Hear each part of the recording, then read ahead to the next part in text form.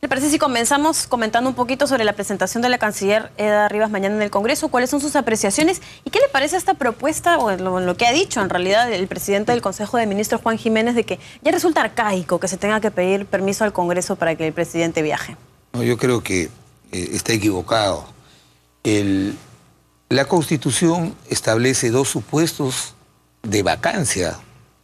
De los 4 que hay, 2 están referidos a la autorización que tiene que dar el Congreso al presidente para salir de la República y el plazo para retornar. Es cierto que el destino sí está en una ley de desarrollo. Establece claramente que la autorización tiene que establecer claramente cuál es el destino a donde va. Y eso se llama control político, eso se llama control. En un Estado de Derecho y constitucional hay el Parlamento es el contrapeso, es el que hace el control político al Poder Ejecutivo. Por eso me llama la atención que el primer ministro, lo que le decía ayer a sus alumnos, ahora porque es primer ministro, dice lo contrario. Es que hay que respetar los procedimientos. Lo que sucede aquí es que han habido varias versiones, ni siquiera hay coherencia para sostener una tesis. La primera vicepresidenta dijo que era una escala técnica, pero el que hace la escala técnica es el avión. El vicecanciller dijo que la invitación llegó después que el Congreso autorizó. ¿Qué les costó, Cancillería, darle cuenta de esto al Congreso y dejar en manos del Congreso si se reúne, si lo deja ahí, si después pide una explicación después que vengan del viaje? Claro, no habernos enterado por... Pero decir que el presidente bajó a París porque quería ir a los servicios higiénicos o porque había una escala y luego aparece una visita oficial, la verdad que es una falta de respeto y creo que es una grave falla administrativa de Cancillería. Porque pero el embajador de Francia en nuestro país ha dicho lo mismo, ¿no? Está bien, obviamente las formas cuida, pero lo que te quiero decir es lo siguiente. Si un jefe de Estado como el país, como en el Perú, anuncia un viaje a Tailandia y a Indonesia, ¿ya? Obviamente que tiene que haber escalas técnicas, porque ese avión no tiene autonomía de vuelo para venir directamente de ese lugar acá. Pero si aparece una invitación posterior a esta fecha y la asumen rápidamente, lo primero que tenemos que evidenciar de todas estas contradicciones de los propios funcionarios del gobierno es que la Cancillería es poco seria, que no sabe organizar una agenda, que hay ahí evidentemente fallas administrativas. Entonces, nosotros creemos que esta reunión con el presidente Hollande, al margen de esta falla administrativa de la Cancillería, creemos que es importante. Pero justamente, el que quieran interpretar o jalar una interpretación que no resiste análisis de la Ley de Desarrollo de la Constitución, claro, o sea, no viene el caso que el presidente del Consejo de Ministros diga, no, mejor ya no pedimos permiso. Genera una sospecha y alimenta lo que hoy día se discute como hipótesis.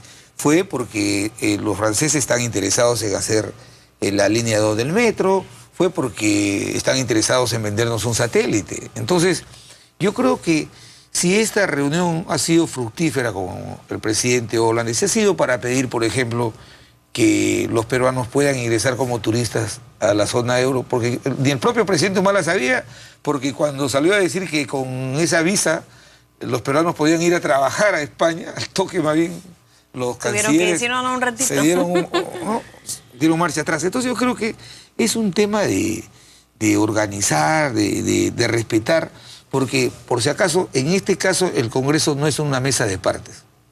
No es una mesa de partes.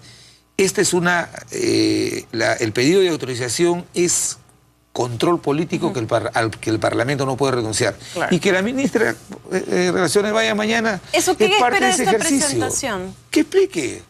¿Usted cree que ella también debería ser censurada? No, yo si no le he escuchado, ¿cómo la va a censurar? Porque ahí hay iniciativas, por ejemplo, el congresista Wuren me dijo, yo creo que ella directo la censura para que cumpla para que pague por su culpa. En democracia nos persiguen, primero nos condenan al expresidente García, le dicen que es parte de una asociación ilícita para delinquir con el fiscal de la Nación, lo condenan y después recién lo citan, y yo ahora sin escuchar a la persona, le voy a decir que la voy a censurar, entonces ¿para qué la voy a escuchar? Mejor la censura ahorita. Entonces van a esperar con atención. Hay que ser coherente. Escuchar qué tiene que decir la canciller. Y yo creo, y de buena fe, presumo que se ha logrado algo fructífero en esa reunión y exhortarlos para que la próxima vez todos este tipo de reuniones puedan ser previstas en la solicitud de autorización de viaje para que pueda haber un respeto recíproco entre los poderes públicos, ¿no? Bueno, ya que mencionó lo del caso del expresidente Alan García, ya ha dicho, ¿no? El 30 de octubre de todas maneras va a acudir a la mega comisión, dice que no tiene nada que ocultar.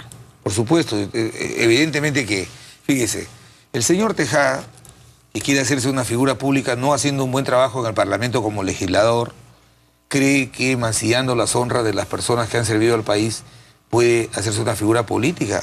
Ha declarado anteayer, dice que en el tema BTR y en el tema de las conmutaciones, las responsabilidades llegan a alto nivel. Ni siquiera tiene un informe final, pero él ya está diciendo cuáles son sus apreciaciones. O sea, lo que quiere, con esa declaración, lo que está haciendo es convalidar esta citación a Alan García el 30, tiene como propósito convalidar ese proyecto de borrador que filtró a la prensa, esa acusación que ella hizo.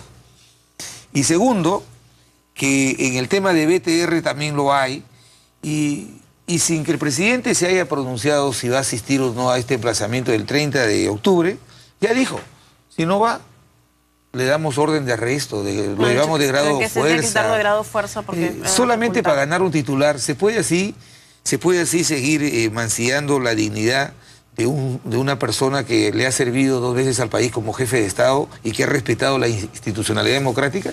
El presidente Alan García lo único que ha pedido y lo que siempre él se ha sometido a la investigación del Ministerio Público y del Congreso, pero que lo investiguen de acuerdo a la Constitución y de acuerdo a la ley. Y que alcancen la información sobre lo que le van a plantear. Pero ahora, ¿ha visto la citación, no es cierto? El documento que le han enviado ya tiene como los puntos más específicos. Ahora sí considera que ha sido... Mire, el presidente, la citación que se le tiene que hacer al presidente es en el marco de lo que ha decidido el juez. Porque ya no está en manos del presidente de que él pueda ir a una citación si esta citación incumple lo que hizo un juez. Entonces, mañana cuando él reclame dirá, pero si usted demandó, el juez le dio la razón y usted aceptó esto. Pero aún así el presidente va a ir. Mira, tan irresponsable es el presidente de la mega comisión que recién, ya lo citó, pero recién se va a reunir mañana para acordar con los demás miembros de la comisión qué información de la investigación se la van a poner a disposición del abogado del presidente Alan García para que organice su defensa. Pero yo estaba escuchando que el congresista Tubino, el congresista Wong decían de que ya todo estaba garantizado y que tenían todos los lineamientos. Mañana van a acordar qué información van a poner a disposición del abogado. Entonces, esas cosas solamente son triquiñuelas y maniobras politiqueras que lo único que hacen es evidenciar que aquí está el gobierno detrás de estos 3 agentes de la mega comisión para descalificar política y moralmente al expresidente Alan García. Pero más allá de estos hechos, ¿no era mejor que el expresidente García también se mantenga al margen de esto? Por ejemplo, lo que vimos ayer de los tweets cuando se refiere al padre del congresista Tejada y habla de que trabajó en el CEPLAN y lo llama hasta corrupto. ¿No es como que, de todas formas, si ustedes están en contra de cómo se está tratando al expresidente, entrar en eso y provocar al congresista Tejada? No, no se está provocando. Acá lo que se está diciendo son cosas que son verdad. Mira. Pero le está diciendo corrupto, congresista. No, lee bien el tuit. Dice corrupción, dice es corrupción porque dice como que el presidente de la mega comisión... que la respeto. Mire, ahí está en pantalla justamente claro, el tuit. Me lo tengo en la cabeza. Te lo dice, corrupción es quitar el salario a los empleados, pero también nombrar a su padre con 15.000 soles en CEPLAN. ¿O no es así, señor Tejada? Le está diciendo pues que es corrupto porque ha hecho que su padre entre a CEPLAN por 15.000 soles. Y te digo por qué. Mira, en el gobierno del presidente García, la hija de la ex congresista Cabanías, que tenía un doctorado en España, vino y se le puso como miembro del directorio de RTP. Tuvo una campaña y tuvo que renunciar a ese directorio. En este gobierno, el gobierno, el procurador, que es el sicario del gobierno, Arbizú y los otros, se callan en todos los sentidos. Todos los familiares de la familia Humala están en el poder, en funciones públicas. La esposa de Antauro Humala manejando beca 18. La prima de la esposa de la primera dama, jefa de la SUNAT. El primo también de la primera dama y director de administración en el Congreso.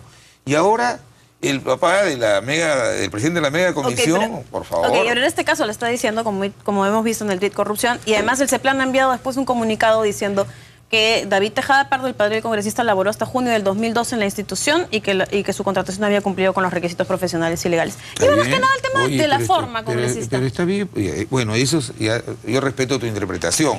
Pero Es mi ojo, interpretación, dice corrupción. Mira, lo que sí te digo es lo siguiente. Al presidente García lo han acusado de delitos, a él, a la fiscal de la Nación, sin haberlos escuchado. ¿Y tú crees que el señor Tejada ha tenido la consideración de pedir disculpas por esos excesos? No, obviamente está actuando como un agente del gobierno para descalificar políticamente al adversario. ¿Me parece que es justo que el expresidente García ponga eso? No me parece que es justo, sino que en democracia hay que respetar lo que opina una persona aunque no esté de acuerdo. Bueno, vamos a dejar ese tema porque creo que no nos estamos poniendo de acuerdo por ahí con este balaje. Es que no puedo dejar de preguntarle por el caso de Michael Urtecho. ¿Cuál es su lectura de todos los sucesos? Bueno, ya la verdad es que se le viene a la noche, ¿no? Ya la Comisión de Ética ha dicho 120 días, pasa el tema al Ministerio Público, ya viene la votación en el Pleno. ¿Qué tiene usted que decir sobre todo este tema?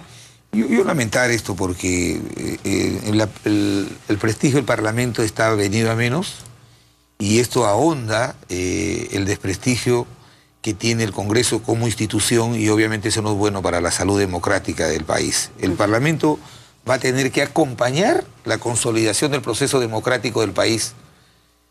Con estos parlamentarios o con otros va a tener que acompañar, de tal manera que es una institución vital. Y los que formamos parte de él también nos sentimos afectados porque la percepción que tiene el país es que todos podemos tener esas prácticas. Y yo sí quiero lamentar y decir un tema muy puntual. El año 2008, cuando yo presidí el Congreso, salió el caso de Anaya, nosotros decidimos eliminar los gastos operativos de los 130 congresistas. Eliminamos y asignamos una bonificación con pago del impuesto a la renta, que se ha discutido si es legal o no, pero sobre eso se paga impuesto a la renta. De tal manera que lo que tiene que saber el país es que desde esa fecha los congresistas, nadie recibe gastos operativos, nadie tiene viáticos para viajar a un lugar a otro. Por favor, ¿qué hace el señor Abu Gataz en la vocación de inclusión social? Al mes que entra de presidente, con la mesa acuerdan crearse los gastos operativos para el presidente y para los 3 vicepresidentes. Con este acuerdo 16 de agosto del 2011, en virtud de este acuerdo, permitían que los vicepresidentes, solamente los vicepresidentes, no nosotros los congresistas, ¿ah? Los vicepresidentes pudieran tener disposición de cuando viajaran a algún lugar, pudieran tener este tipo de gastos y luego venir y pedir reembolsos. ¿Y qué pasó después? ¿Ah? ¿Qué pasó después? ¿Qué ha pasado? Lo que estamos viendo, pues. Este acuerdo ha sido, no es malo per se, pero ¿para qué gastos operativos para los vicepresidentes y el presidente si todos los elementos esenciales para cumplir esa función ya la teníamos? El señor Abu Gataz ha dicho, no, que ese acuerdo fue para poder atender a un jefe de Estado. No es así. Yo he sido presidente del Congreso cuando se hizo APEC y nosotros hemos condecorado a los reyes de España, al presidente ruso, al presidente chino, y nosotros hemos hecho una atención oficial con un brindis, como lo hacen en cualquier institución del Estado, y eso tiene su partida presupuestal que lo ejecuta la administración. Pero haber dictado este acuerdo para generar gastos operativos en el presidente y en la mesa directiva ha llevado a que esto se utilice indebidamente y que genere pues este escándalo que de verdad no nos alegra a los parlamentarios, aunque seamos adversarios políticos, y que más bien yo creo que debe merecer una disculpa pública, ¿no? Luis Velázquez, muchas gracias por conversar con nosotros.